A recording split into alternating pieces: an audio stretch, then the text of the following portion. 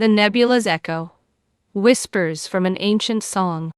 In the trembling heart of the Elysian Nebula, where streams of ionized gas shimmered like auroras and dying stars wept incandescent light, two souls crossed paths amid the remains of forgotten glory. Zara, once the most promising xeno-astrophysicist of her generation, carried with her the unbearable weight of a failed expedition that had cost lives.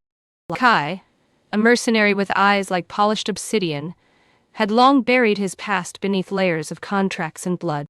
Each was broken in their own way, seeking redemption in the uncharted corridors of the galaxy.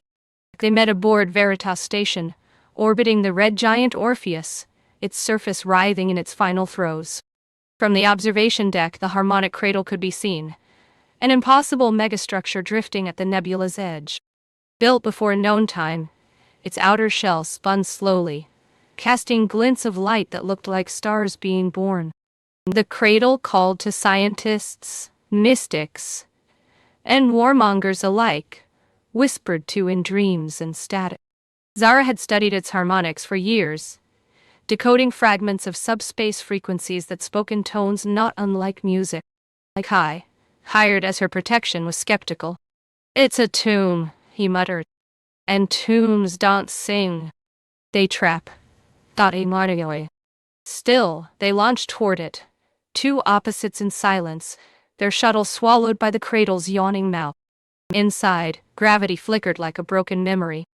Walls pulsed faintly with circuitry etched like veins, and every corridor they passed through echoed with faint melodies, as if the structure itself remembered being alive. Hours into their descent, they found the chamber. It was vast. Suspended at the center was a singularity, a conscious knot of pure energy twisting in place, its glow like liquid sapphire. The entity did not speak. It projected, embedding visions directly into their minds, a civilization that had once sung across galaxies, reaching for eternity. But their hunger grew faster than their wisdom, and they built the cradle to hold their consciousness after death.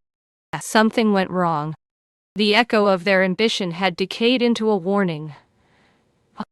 Zara dropped to her knees, tears welling in her eyes.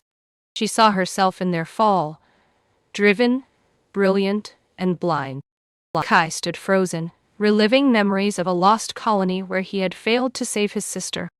"It's not showing us their story," he whispered. "It's showing us ours." Then the entity recoiled.